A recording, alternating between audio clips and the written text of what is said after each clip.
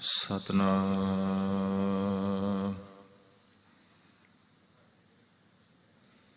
ਵਾਹਿਗੁਰੂ ਸਾਹਿਬ ਜੀ।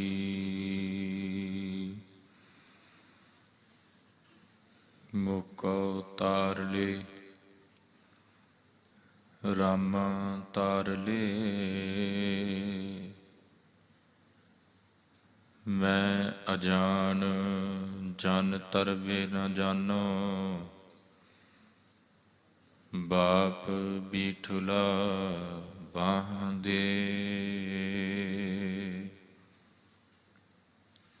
ਮੈਂ ਅਜਾਨ ਜਨ ਤਰਵੇ ਨ ਜਾਨੋ, ਬਾਪ ਬੀਠੁਲਾ ਬਾਹਾਂ ਦੇ। ਤਤੈ ਤਾਰੂ ਭਵਜਲ ਹੋਆ, ਤਾ ਕਾ ਅੰਤ ਨ ਪਾਇਆ। ਨਾ ਤਰ ਨਾ ਤੁਲਹਾ ਹਮ ਬੂਡਸ, ਤਾਰ ਲੇ ਤਾਰਨ ਰਾਇਆ। ਨਾ ਤਰ ਨਾ ਤੁਲਹਾ ਹਮ ਬੂਡਸ, ਤਾਰ ਲੇ ਤਾਰਨ ਰਾਇਆ।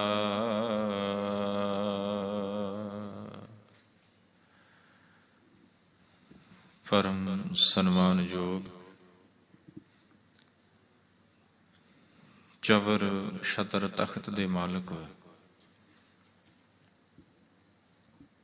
ਪਰਮ ਕਿਰਪਾਲੂ ਪਰਮ ਦਇਆਲੂ,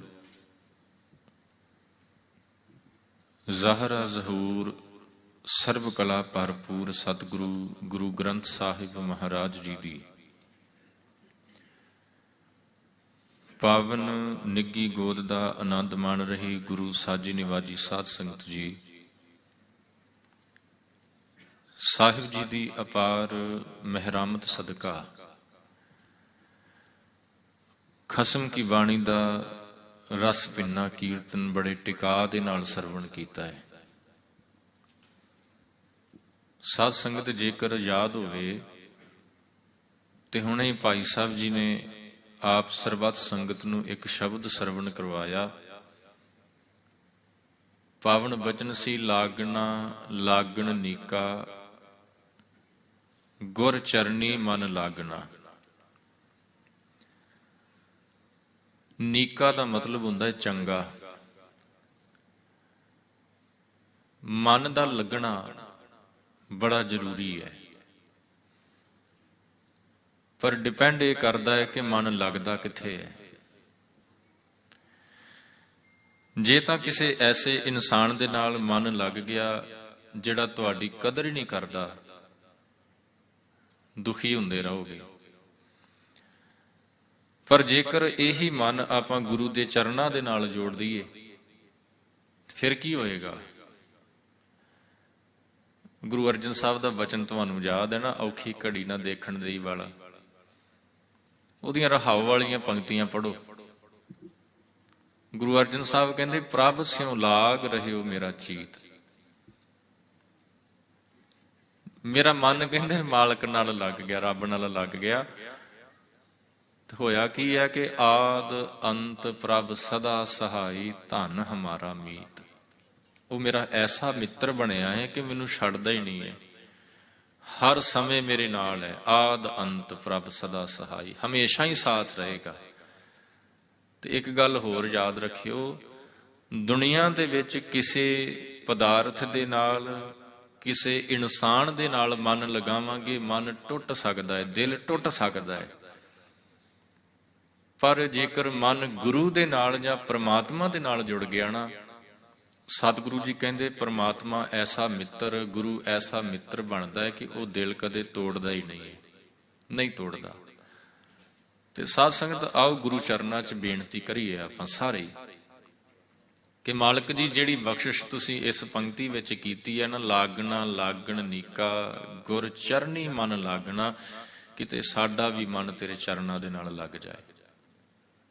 ਗੁਰੂ ਨਾਨਕ ਸਾਹਿਬ ਦਾ ਬਚਨ, ਤਤੈ ਤਾਰੂ ਭਵਜਲ ਹੋਵਾ, ਤਾਕਾ ਅੰਤ ਨਾ ਪਾਇਆ, ਨਾ ਤਰ ਨਾ ਤੁਲਹਾ ਹਮ ਬੂਢਸ, ਤਾਰ ਲੈ ਤਾਰਨ ਰਾਇਆ। ਗੁਰੂ ਨਾਨਕ ਸਾਹਿਬ ਕਹਿੰਦੇ ਇਹ ਸੰਸਾਰ ਹੈ ਨਾ ਜਿਹੜਾ, ਬੜਾ ਭਿਆਨਕ ਸਮੁੰਦਰ ਹੈ, ਜਿਹਦਾ ਪਾਰਲਾ ਬੰਨਾ ਦਾ ਮਤਲਬ ਹੈ ਦੂਸਰਾ ਐਂਡ ਜਿਹੜਾ ਹੈ ਨਾ ਨਜ਼ਰ ਹੀ ਨਹੀਂ ਆਉਂਦਾ। ਕੋਈ ਸਾਧਨ ਵੀ ਨਹੀਂ ਹੈ ਕਿ ਜਿਸ ਦੇ ਸਹਾਰੇ ਇਸ ਸੰਸਾਰ ਸਮੁੰਦਰ ਤੋਂ ਪਾਰ ਲੰਘਿਆ ਜਾ ਸਕੇ।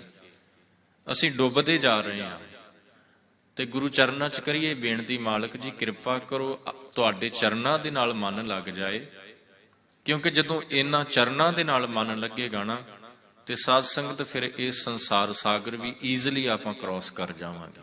ਕੀ ਸਮਝਾ ਰਹੇ ਨੇ ਸਤਿਗੁਰੂ ਜੀ ਇਹਨਾਂ ਬਚਨਾਂ ਦੇ ਵਿੱਚ, ਆਪਾਂ ਸਮਝਣ ਦੀ ਕੋਸ਼ਿਸ਼ ਕਰਨੀ ਹੈ। ਸੋ ਆਓ ਵਿਚਾਰਾਂ ਦੀ ਆਰੰਭਤਾ ਤੋਂ ਪਹਿਲਾਂ ਸਾਹਿਬ ਜੀ ਵੱਲੋਂ ਬਖਸ਼ੀ ਫਤਿਹ ਦੀ ਸਾਂਝ ਪਾਈਏ। ਸਾਰੇ ਪਿਆਰ ਸਤਿਕਾਰ ਨਾਲ ਬੁਲਾਓ ਜੀ। ਵਾਹਿਗੁਰੂ ਜੀ ਕਾ ਖਾਲਸਾ, ਵਾਹਿਗੁਰੂ ਜੀ ਕੀ ਫਤਿਹ। ਸਾਧ ਸੰਗਤ, ਸੰਸਾਰ ਦੇ ਵਿੱਚ ਨਾ ਅੱਜ ਕੱਲ ਵਿਦਿਆ ਦਾ, ਐਜੂਕੇਸ਼ਨ ਦਾ ਬੜਾ ਜ਼ੋਰ ਹੈ। ਬੱਚਿਆਂ ਨੂੰ ਆਪਾਂ ਹਰ ਪੱਖ ਤੋਂ ਪਰਫੈਕਟ ਬਣਾਉਣਾ ਚਾਹੁੰਦੇ ਹਾਂ। ਜਿੱਥੇ ਸਕੂਲ ਦੇ ਵਿੱਚ ਜਿਹੜੀ ਕਲਾਸ ਦੇ ਵਿੱਚ ਆਪਣਾ ਬੱਚਾ ਪੜ੍ਹਦਾ ਹੈ, ਮਨ ਦੀ ਖੁਆਇਸ਼ ਕੀ ਹੈ ਮਾਂ ਪਿਓ ਦੀ ਕਿ ਮੇਰਾ ਬੱਚਾ ਜਿਹੜਾ ਹੈ ਨਾ ਉਹ ਕਲਾਸ ਦੇ ਵਿੱਚ ਚੰਗੇ ਨੰਬਰ ਲੈ ਕੇ ਪਾਸ ਹੋਵੇ, ਉਹਦਾ ਗ੍ਰੇਡ ਜਿਹੜਾ ਨਾ ਬੜਾ ਵਧੀਆ ਆਵੇ, ਕਮਜ਼ੋਰ ਨਾ ਰਹਿ ਜਾਏ ਕਿਤੇ ਪੜ੍ਹਾਈ ਦੇ ਵਿੱਚ। ਉਹਦਾ ਪੂਰਾ ਖਿਆਲ ਰੱਖਿਆ ਜਾਂਦਾ ਹੈ, ਟਿਊਸ਼ਨ ਵੀ ਰਖਵਾਈ ਜਾਂਦੀ ਹੈ। ਸਾਰਾ ਦਿਨ ਬੱਚਾ ਜਿਉਂ ਦਿਨ ਚੜ੍ਹਦਾ ਹੈ, ਜਿਵੇਂ ਉਹਦੀ ਅੱਖ ਖੁੱਲਦੀ ਹੈ, ਬਸ ਉਸ ਟਾਈਮ ਤੋਂ ਲੈ ਕੇ ਸੌਣ ਤੱਕ ਪੜ੍ਹਾਈ ਪੜ੍ਹਾਈ ਪੜ੍ਹਾਈ ਪੜ੍ਹਾਈ ਚੱਲਦੀ ਰਹਿੰਦੀ ਹੈ। ਤੇ ਮੈਂ ਇਹ ਨਹੀਂ ਕਹਿੰਦਾ ਕਿ ਪੜ੍ਹਾਉਣਾ ਨਹੀਂ ਚਾਹੀਦਾ ਬੱਚੇ ਨੂੰ, ਜ਼ਰੂਰੀ ਹੈ, ਕਿਉਂਕਿ ਸਮਾਂ ਹੀ ਇਸ ਤਰ੍ਹਾਂ ਦਾ ਹੈ। ਜਿੱਥੇ ਸਕੂਲ ਦੀ ਪੜ੍ਹਾਈ, ਕਾਲਜ, ਯੂਨੀਵਰਸਿਟੀ ਦੀ ਪੜ੍ਹਾਈ ਬੱਚਾ ਪ੍ਰਾਪਤ ਕਰਦਾ ਪਿਆ ਹੈ, ਉੱਥੇ ਹੋਰ ਵੀ ਕਲਾਸਿਸ, ਐਕਟੀਵਿਟੀਜ਼ ਜਿਹੜੀਆਂ ਨੇ ਉਹਨਾਂ ਦੇ ਲਈ ਉਹ ਜਾਂਦਾ ਹੈ।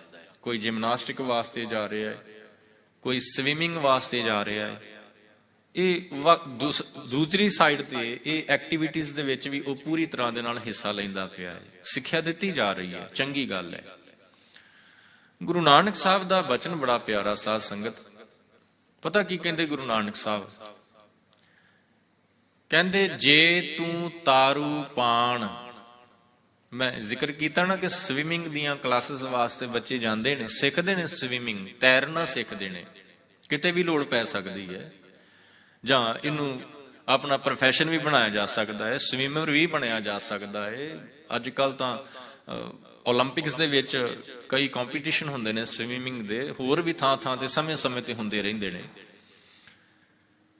ਗੁਰੂ ਨਾਨਕ ਸਾਹਿਬ ਕਹਿੰਦੇ ਜੇ ਤੂੰ ਤਾਰੂ ਪਾਣ,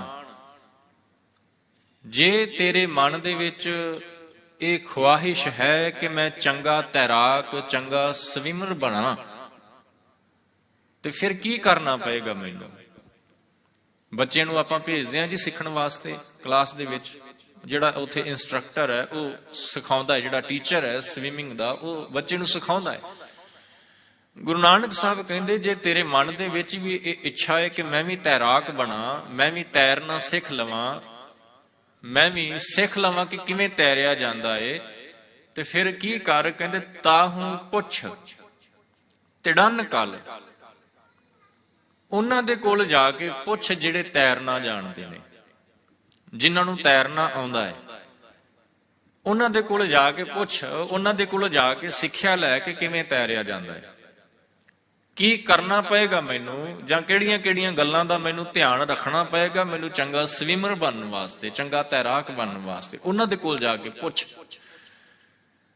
ਬੱਚੇ ਜਾਂਦੇ ਨੇ ਪੁੱਛਣ ਵਾਸਤੇ।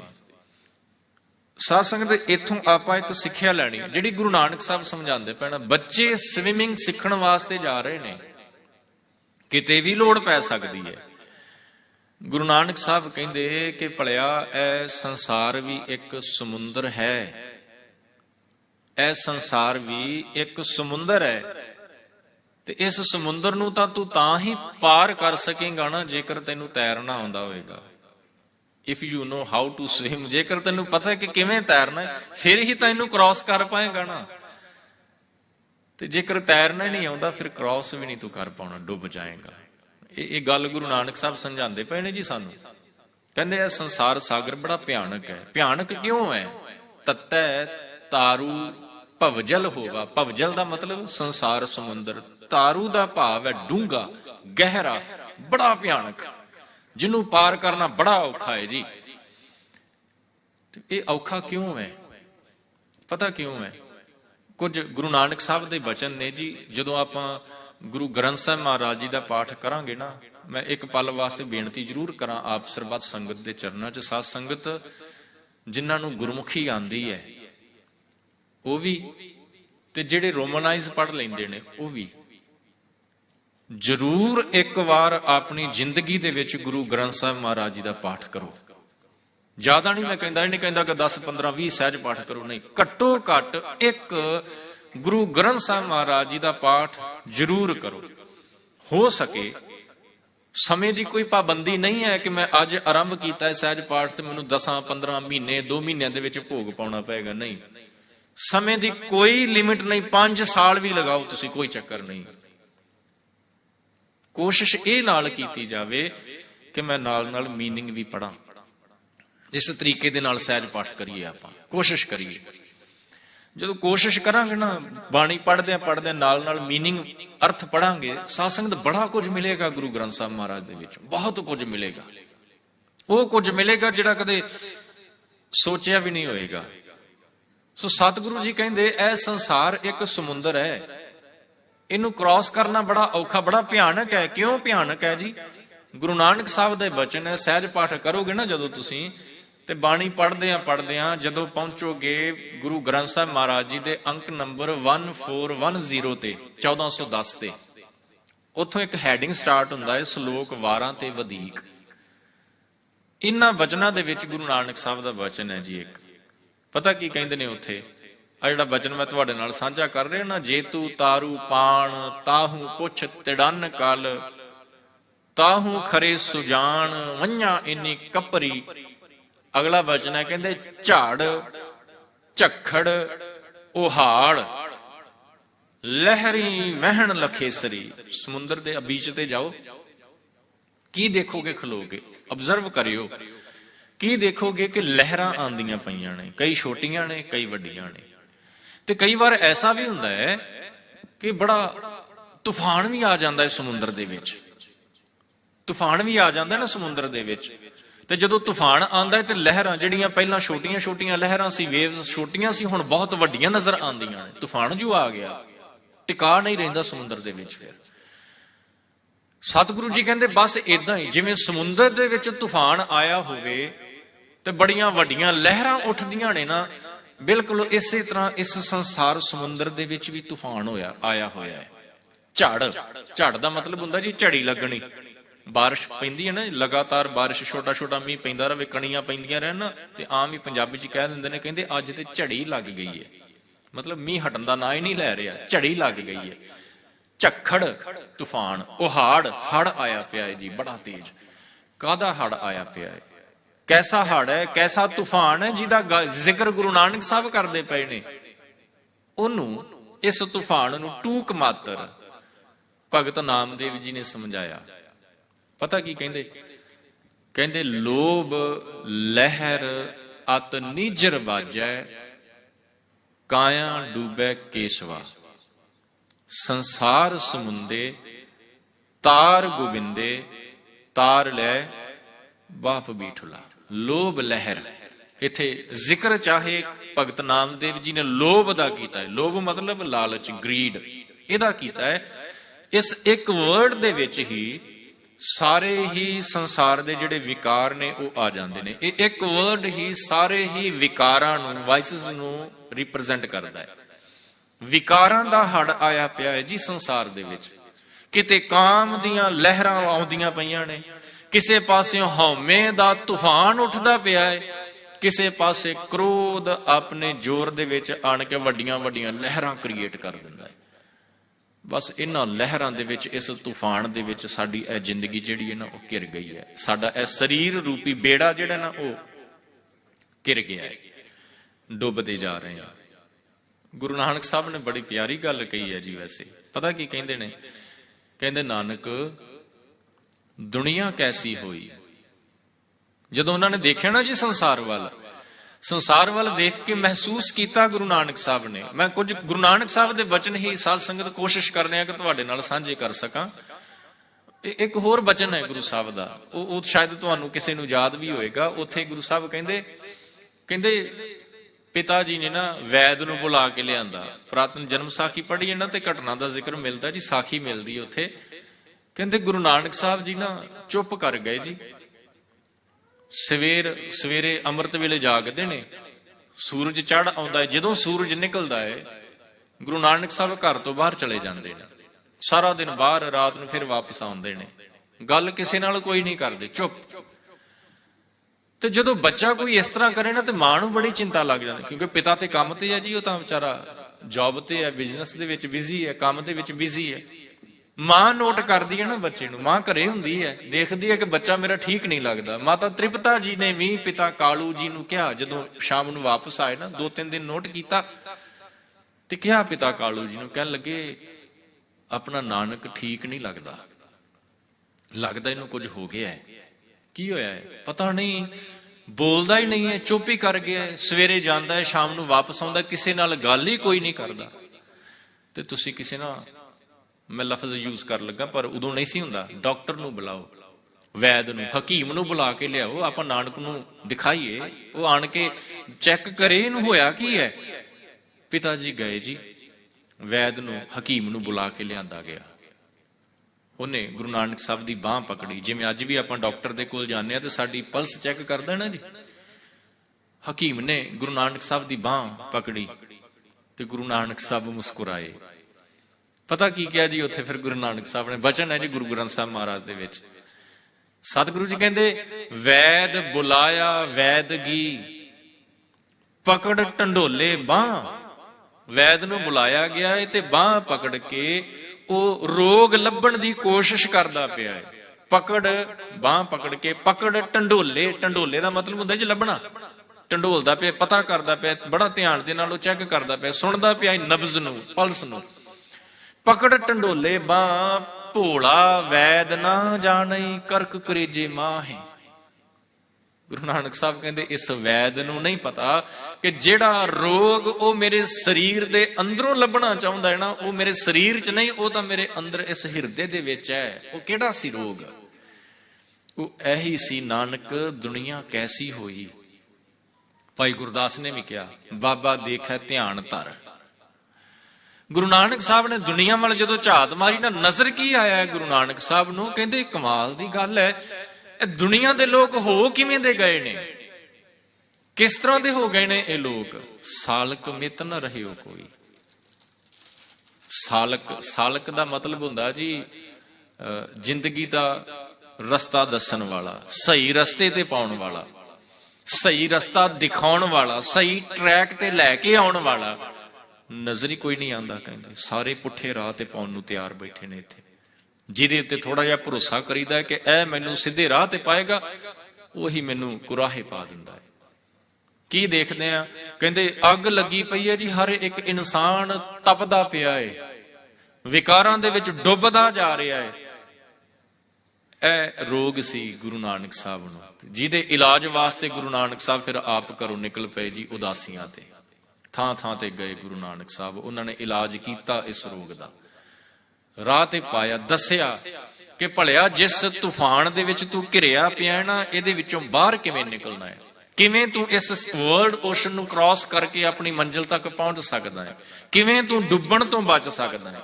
ਵੈਸੇ ਤਾਂ ਭਗਤ ਨਾਮਦੇਵ ਜੀ ਨੇ ਅਰਦਾਸ ਕੀਤੀ ਜੀ ਗੁਰੂ ਚਰਨਾਂ ਦੇ ਵਿੱਚ, ਮੋਕੋ ਤਾਰ ਲੈ ਰਾਮਾ ਤਾਰ ਲੈ, ਮੈਂ ਅਜਾਨ ਜਨ ਤਰਬੇ ਨਾ ਜਾਨੋ, ਬਾਪ ਬੀਠਲਾ ਬਾਂਹ ਦੇ। ਕਹਿੰਦੇ ਮੈਨੂੰ ਤੈਰਨਾ ਨਹੀਂ ਆਉਂਦਾ। ਇਹ ਗੱਲ ਆਪਾਂ ਪ੍ਰਵਾਨ ਕਰੀਏ ਸਾਧ ਸੰਗਤ। ਜਦੋਂ ਤੱਕ ਹੁਣ ਜਪਜੀ ਸਾਹਿਬ ਦੀ ਪਹਿਲੀ ਪੌੜੀ ਦੀ ਇੱਕ ਪੰਕਤੀ ਹੈ ਜੀ, ਆਪਾਂ ਪੜ੍ਹਦੇ ਨਾ ਜਪਜੀ ਸਾਹਿਬ, ਤੇ ਜਪਜੀ ਸਾਹਿਬ ਜਦੋਂ ਆਰੰਭ ਹੁੰਦਾ ਹੈ ਪਹਿਲਾ ਸ਼ਲੋਕ ਪੜਿਆ ਜਾਂਦਾ ਹੈ, ਆਦ ਸੱਚ ਜੁਗਾਦ ਸੱਚ ਵਾਲਾ। ਇਸ ਤੋਂ ਬਾਅਦ ਫਸਟ ਪੌੜੀ ਸਟਾਰਟ ਹੁੰਦੀ ਹੈ। ਕਿੱਥੋਂ ਸਟਾਰਟ ਹੁੰਦੀ ਹੈ? ਸੋਚੈ ਸੋਚ ਨਾ ਹੋਵੇ, ਇਹ ਪਹਿਲੀ ਪੌੜੀ ਹੈ ਜੀ। ਤੇ ਇਸ ਪਹਿਲੀ ਪੌੜੀ ਦੇ ਵਿੱਚ ਇੱਕ ਪੰਕਤੀ ਹੈ ਨਾ ਜੀ, ਜਿਹਦੇ ਵਿੱਚ ਗੁਰੂ ਸਾਹਿਬ ਨੇ ਕਿਹਾ, ਸਹਸ ਸਿਆਣਪਾਂ ਲੱਖ ਹੋਏ ਤਾਂ ਇੱਕ ਨਾ ਚੱਲੇ ਨਾਲ। ਦੁਨੀਆ ਦੇ ਵਿੱਚ ਆਪਣੀ ਸਿਆਣਪ ਆਪਾਂ ਯੂਜ਼ ਕਰ ਸਕਦੇ ਹਾਂ। ਹੋ ਸਕਦਾ ਹੈ ਕਿ ਮੇਰੀ ਸਿਆਣਪ ਦੇ ਨਾਲ ਮੇਰਾ ਵਿਗੜਦਾ ਹੋਇਆ ਕੰਮ ਜਿਹੜਾ ਹੈ ਉਹ ਬਚ ਜਾਏ। ਹੋ ਸਕਦਾ ਹੈ ਮੇਰੀ ਸਿਆਣਪ ਦੇ ਨਾਲ ਮੇਰਾ ਡੁੱਬਦਾ ਹੋਇਆ ਬਿਜ਼ਨਸ ਜਿਹੜਾ ਹੈ ਬਚ ਜਾਏ। ਪਰ ਆਤਮਿਕ ਜੀਵਨ ਦੇ ਵਿੱਚ ਇਹ ਸਿਆਣਪਾਂ ਨਹੀਂ ਜੇ ਚੱਲਦੀਆਂ, ਉੱਥੇ ਇਹ ਸਿਆਣਪਾਂ ਨਹੀਂ ਚੱਲਣੀਆਂ। ਉੱਥੇ ਤਾਂ ਇਹ ਪ੍ਰਵਾਨ ਕਰਨਾ ਪਏਗਾ ਕਿ ਮੈਨੂੰ ਕੁਛ ਨਹੀਂ ਪਤਾ, ਆਈ ਡੋਂਟ ਨੋ ਐਨੀਥਿੰਗ। ਮੈਨੂੰ ਇਹ ਪ੍ਰਵਾਨ ਕਰਨਾ ਪਏਗਾ, ਮੈਨੂੰ ਇਹ ਮੰਨਣਾ ਪਏਗਾ ਗੁਰੂ ਚਰਨਾਂ ਦੇ ਵਿੱਚ ਆਣ ਕੇ, ਭਾਵੇਂ ਮੈਂ ਕਿੱਡਾ ਹੀ ਵਧੀਆ ਤੈਰਾਕ ਕਿਉਂ ਨਾ ਹੋਵਾਂ, ਮੈਨੂੰ ਚੰਗੀ ਤਰ੍ਹਾਂ ਤੈਰਨਾ ਵੀ ਆਉਂਦਾ ਹੋਵੇ, ਫਿਰ ਵੀ ਮੈਨੂੰ ਇੱਥੇ ਆਣ ਕੇ ਕਹਿਣਾ ਪਏਗਾ ਕਿ ਮਾਲਕ ਜੀ ਮੈਂ ਅਜਾਣ ਦਾ ਮਤਲਬ ਹੁੰਦਾ ਜੀ ਜਿਹਨੂੰ ਪਤਾ ਹੀ ਨਹੀਂ ਕੁਛ।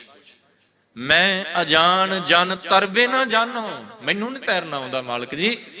ਬਾਪ ਬੀਠਲਾ ਬਾਂਹ ਦੇ, ਆਪਣੀ ਬਾਂਹ ਦੇ ਮੈਨੂੰ। ਬਾਂਹ ਦਾ ਮਤਲਬ ਸਹਾਰਾ, ਆਪਣੀ ਬਾਂਹ ਪਕੜਾ ਤਾਂ ਕਿ ਡੁੱਬਦਾ ਹੋਇਆ ਮੈਂ ਇੱਥੋਂ ਨਿਕਲ ਸਕਾਂ।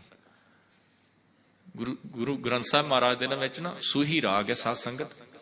ਸੂਹੀ ਰਾਗ ਦੇ ਵਿੱਚ ਬਾਬਾ ਫਰੀਦ ਜੀ ਦਾ ਇੱਕ ਬਚਨ ਹੈ। ਉੱਥੇ ਉਹਨਾਂ ਨੇ ਪਤਾ ਕੀ ਕਿਹਾ? ਕਹਿੰਦੇ ਬੇੜਾ ਬੰਧ ਨਾ ਸਕਿਓ ਬੰਧਨ ਕੀ ਵੇਲਾ। ਜਦੋਂ ਸਮਾਂ ਸੀ ਨਾ ਸਾਧ ਸੰਗਤ, ਜਦੋਂ ਸਮਾਂ ਸੀ, ਬਾਬਾ ਫਰੀਦ ਜੀ ਕਹਿੰਦੇ ਉਸ ਟਾਈਮ ਤੇ ਕਹਿੰਦੇ ਬੇੜਾ ਬੰਧ ਨਾ ਸਕਿਓ। ਇਹਦਾ ਮਤਲਬ ਹੈ ਕਿ ਮੈਂ ਬੇੜਾ ਤਿਆਰ ਹੀ ਨਹੀਂ ਕਰ ਪਾਇਆ। ਬੋਟ ਕਹਿ ਲਈਏ ਚਾਹੇ ਰਾਫਟ ਕਹਿ ਲਈਏ, ਮੇਰੇ ਕੋਲ ਸਮਾਂ ਸੀ ਕਿ ਮੈਂ ਕੋਈ ਬੇੜੀ ਤਿਆਰ ਕਰ ਲੈਂਦਾ, ਕੋਈ ਬੋਟ ਤਿਆਰ ਕਰ ਲੈਂਦਾ। ਮੇਰਾ ਘਰ ਕਿੱਥੇ ਹੈ ਜੀ? ਸਮੁੰਦਰ ਦੇ ਕਿਨਾਰੇ ਤੇ ਹੈ। ਸਮੁੰਦਰ ਦੇ ਕਿਨਾਰੇ ਤੇ ਮੇਰਾ ਘਰ ਹੈ। ਤੇ ਮੈਨੂੰ ਚਾਹੀਦਾ ਸੀ ਕਿ ਸਮਾਂ ਮੇਰੇ ਕੋਲ ਜਦੋਂ ਸੀ, ਮੈਂ ਇੱਕ ਬੇੜੀ ਕੋਈ ਛੋਟੀ ਜੀ ਤਿਆਰ ਕਰ ਲੈਂਦਾ, ਕੋਈ ਰਾਫਟ ਤਿਆਰ ਕਰ ਲੈਂਦਾ, ਪਰ ਕੀਤਾ ਨਹੀਂ। ਜਦੋਂ ਫਿਰ ਫਲੱਡ ਆ ਗਿਆ, ਮੁਸ਼ਕਲ ਹੋ ਗਈ ਨਾ। ਹੁਣ ਮੈਂ ਆਸਰਾ ਭਾਲਦਾ ਪਿਆ ਕਿ ਕਿਤੋਂ ਮੈਨੂੰ ਕੋਈ ਬੋਟ ਮਿਲ ਜਾਏ। ਕਿੱਥੋਂ ਮਿਲੇਗੀ ਜਦੋਂ ਆਪ ਹੀ ਨਹੀਂ ਤਿਆਰ ਕੀਤੀ? ਹੁਣ ਇੱਥੇ ਬਾਬਾ ਫਰੀਦ ਜੀ ਨੇ ਕਿਹਾ ਕਿ ਬੇੜਾ ਬੰਧ ਨਾ ਸਕਿਓ ਬੰਧਨ ਕੀ ਵੇਲਾ, ਭਰ ਸਰਵਰ ਜਬ ਉਛਲੈ ਤਬ ਤਰਨ ਦਹੇਲਾ। ਜਦੋਂ ਵਿਕਾਰ ਭਰ ਜਾਂਦੇ ਨੇ ਜੀ ਅੰਦਰ, ਵਿਕਾਰ, ਕਿਉਂਕਿ ਸਮੁੰਦਰ ਦੇ ਵਿੱਚ ਅਸੀਂ ਫਸੇ ਪਏ ਆ ਜੀ, ਤੂਫਾਨ ਦੇ ਵਿੱਚ ਘਿਰੇ ਪਏ ਆ। ਤੇ ਤੁਹਾਨੂੰ ਪਤਾ ਹੈ ਜਦੋਂ ਪਾਣੀ ਦੇ ਵਿੱਚ ਕੋਈ ਡੁੱਬ ਰਿਹਾ ਹੁੰਦਾ, ਪਾਣੀ ਉਹਦੇ ਅੰਦਰ ਵੀ ਚਲਾ ਜਾਂਦਾ ਹੈ। ਹੁਣ ਵਿਕਾਰਾਂ ਦੇ ਸਮੁੰਦਰ ਦੇ ਵਿੱਚ ਅਸੀਂ ਘਿਰੇ ਪਏ, ਤਾਂ ਉਹ ਵਿਕਾਰ ਸਾਡੇ ਅੰਦਰ ਚਲੇ ਗਏ ਨੇ, ਭਰ ਗਏ ਨੇ, ਅੰਦਰ ਪੂਰੇ ਭਰ ਚੁੱਕੇ ਆ। ਇਸੇ ਗੱਲ ਨੂੰ ਕਬੀਰ ਸਾਹਿਬ ਨੇ ਕਿਹਾ, ਕਹਿੰਦੇ ਕਬੀਰ ਬੇੜਾ ਜਰਜਰਾ ਫੂਟੇ 6000 ਹਰੂਵੇ ਤਿਰ ਗਏ ਡੂਬੇ ਜਿਨ ਸਿਰ ਭਾਰ। ਜਿਨ ਸਿਰ ਭਾਰ ਦਾ ਮਤਲਬ ਸਿਰ ਦੇ ਉੱਤੇ ਜਿਨ੍ਹਾਂ ਨੇ ਭਾਰ ਚੁੱਕਿਆ। ਇਹਨੂੰ ਆਪਾਂ ਇਦਾਂ ਵੀ ਕਹਿ ਲਈਏ ਕਿ ਅਸੀਂ ਪੂਰੇ ਭਰ ਚੁੱਕੇ ਸਾਂ, ਵਿਕਾਰਾਂ ਦੇ ਨਾਲ ਡੁੱਬ ਗਏ। ਤੇ ਗੁਰੂ ਨਾਨਕ ਸਾਹਿਬ ਨੇ ਇਸੇ ਹੀ ਗੱਲ ਨੂੰ ਆਧਾਰ ਬਣਾ ਕੇ ਇੱਕ ਬਚਨ ਕਿਹਾ ਸੂਹੀ ਰਾਗ ਚ। ਹੁਣ ਇਹ ਸੋਚਣਾ ਪਏਗਾ ਨਾ, ਬਾਬਾ ਫਰੀਦ ਜੀ ਕਹਿੰਦੇ ਤੂੰ ਬੇੜਾ ਨਹੀਂ ਤਿਆਰ ਕੀਤਾ। ਕਿਹੜਾ ਬੇੜਾ ਤਿਆਰ ਕਰਨਾ ਸੀ? ਕੋਈ ਲੱਕੜੀ ਇਕੱਠੀ ਕਰਕੇ ਮੈਨੂੰ ਕੋਈ ਬੋਟ ਤਿਆਰ ਕਰਨੀ ਪੈਣੀ ਸੀ, ਜਾਂ ਮੈਨੂੰ ਕੋਈ ਬਾਹਰੋਂ ਸ਼ਿਪ ਖਰੀਦ ਕੇ ਲਿਆਉਣਾ ਪੈਣਾ ਸੀ, ਜਾਂ ਮੈਂ ਕੋਈ ਕਰੂਜ਼ ਖਰੀਦ ਲਿਆਉਂਦਾ, ਜਾਂ ਫੈਰੀ ਖਰੀਦ ਲਿਆਉਂਦਾ, ਜਾਂ ਛੋਟੀ ਜਿਹੀ ਇੱਕ ਬੋਟ ਹੀ ਖਰੀਦ ਲਿਆਉਂਦਾ। ਮੈਨੂੰ ਇਹ ਕੋਈ ਖਰੀਦਣੀ ਪੈਣੀ ਸੀ? ਗੁਰੂ ਨਾਨਕ ਸਾਹਿਬ ਕਹਿੰਦੇ ਨਹੀਂ, ਇਹ ਸੰਸਾਰ ਦੇ ਬੇੜੇ, ਸੰਸਾਰ ਦੇ ਸ਼ਿਪ ਤੁਹਾਨੂੰ ਸੰਸਾਰ ਦੇ ਸਮੁੰਦਰ ਨੂੰ ਪਾਰ ਕਰਾ ਸਕਦੇ ਨੇ, ਪਰ ਇਹ ਵਰਲਡ ਓਸ਼ਨ ਨੂੰ ਪਾਰ ਕਰਨ ਵਾਸਤੇ ਇੱਕ ਵੱਖਰੇ ਹੀ ਬੇੜੇ ਦੀ ਜ਼ਰੂਰਤ ਸੀ। ਉਹ ਕਿਹੜਾ ਸੀ? ਸਤਿਗੁਰੂ ਜੀ ਕਹਿੰਦੇ ਜਪ ਤਪ ਕਾ ਬੰਦ ਬੇੜੁਲਾ, ਜਿਤ ਲੰਘੈ ਵਹੇਲਾ, ਨਾ ਸਰਵਰ ਨਾ ਉਛਲੈ ਐਸਾ ਪੰਥ ਸੁਹੇਲਾ।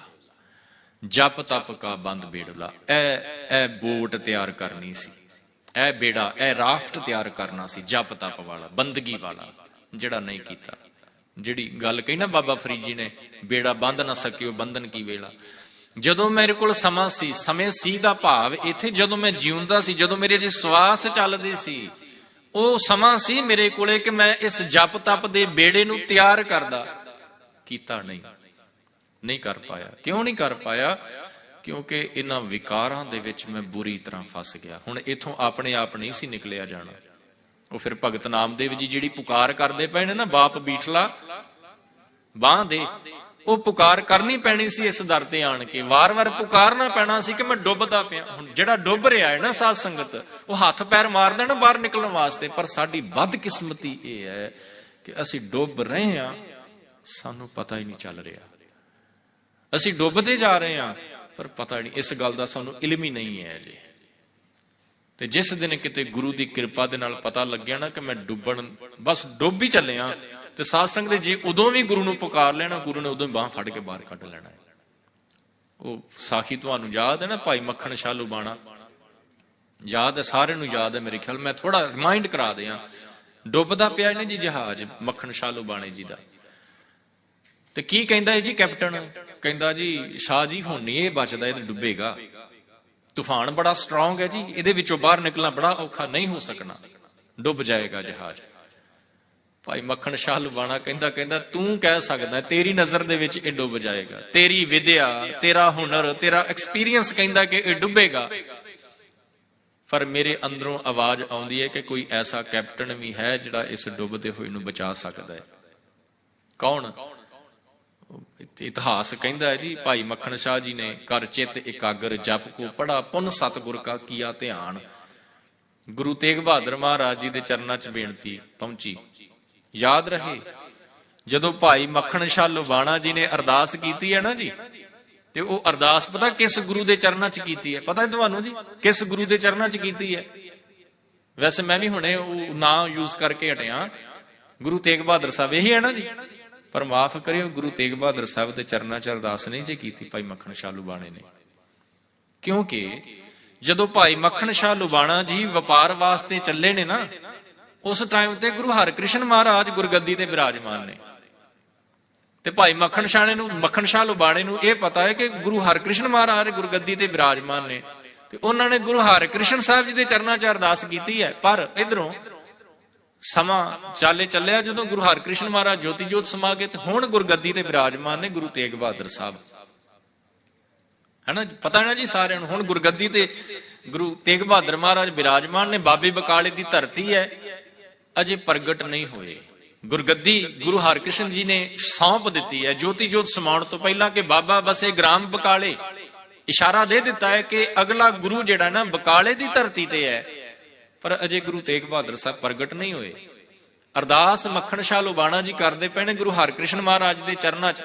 ਜੋਤ ਜਿਹੜੀ ਹੈ ਨਾ ਉਹੀ ਹੈ, ਸਰੀਰ ਚੇਂਜ ਹੋਇਆ, ਜੋਤ ਤੇ ਪਹੁੰਚ ਗਈ ਆਪਣੇ ਟਿਕਾਣੇ ਤੇ। ਤੇ ਗੁਰੂ ਤੇਗ ਬਹਾਦਰ ਮਹਾਰਾਜ ਦੇ ਚਰਨਾਂ 'ਚ ਜਦੋਂ ਅਰਦਾਸ ਪਹੁੰਚੀ, ਤੇ ਸਾਧ ਸੰਗਤ ਇਤਿਹਾਸ ਕਹਿੰਦਾ ਹੈ ਕਿ ਉਹ ਡੁੱਬਦਾ ਹੋਇਆ ਬੇੜਾ, ਡੁੱਬਦਾ ਹੋਇਆ ਸ਼ਿਪ ਕਿਨਾਰੇ ਤੇ ਲੱਗ ਗਿਆ। ਕੈਪਟਨ ਵੀ ਹੈਰਾਨ, ਕਹਿੰਦਾ ਇਹ ਹੋ ਕਿਵੇਂ ਗਿਆ? ਮੱਖਣ ਸ਼ਾਹ ਲੁਬਾਣਾ ਜੀ ਕਹਿੰਦੇ ਗੁਰੂ ਜਿਹੜਾ ਹੈ ਨਾ ਉਹ ਸਮਰੱਥ ਹੈ, ਉਹ ਵੀ ਕਰ ਦਿੰਦਾ ਹੈ ਜਿਸ ਦੇ ਬਾਰੇ ਇਨਸਾਨ ਸੋਚ ਨਹੀਂ ਸਕਦਾ। ਜਿੱਥੇ ਜਾ ਕੇ ਇਨਸਾਨ ਆਪਣੀ ਹੋਪ, ਆਪਣੀ ਆਸ ਛੱਡ ਦਿੰਦਾ ਹੈ ਨਾ, ਗੁਰੂ ਉੱਥੇ ਵੀ ਆਪਣੀ ਕਲਾ ਵਰਤਾ ਦਿੰਦਾ ਹੈ।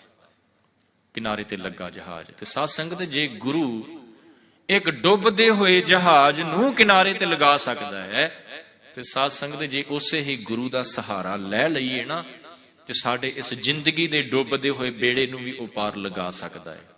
ਭਗਤ ਨਾਮਦੇਵ ਜੀ ਨੇ ਕਿਹਾ ਹੈ, ਕਹਿੰਦੇ ਹੋ ਦਇਆਲ ਸਤਿਗੁਰ ਮੇਲ ਤੂੰ ਮੋਕਉ ਪਾਰ ਉਤਾਰੇ ਕੇਸਵਾ। ਕਹਿੰਦੇ ਹੇ ਮਾਲਕ ਕਿਰਪਾ ਕਰ, ਮੈਨੂੰ ਗੁਰੂ ਦਾ ਮਿਲਾਪ ਬਖਸ਼, ਤਾਂ ਕਿ ਮੈਂ ਗੁਰੂ ਦੇ ਚਰਨਾਂ ਦੇ ਨਾਲ ਲੱਗ ਕੇ ਆਪਣੇ ਇਸ ਜ਼ਿੰਦਗੀ ਦੇ ਬੇੜੇ ਨੂੰ ਕਿਨਾਰੇ ਤੇ ਲਗਾ ਸਕਾਂ, ਪਾਰ ਲੱਗ ਸਕਾਂ।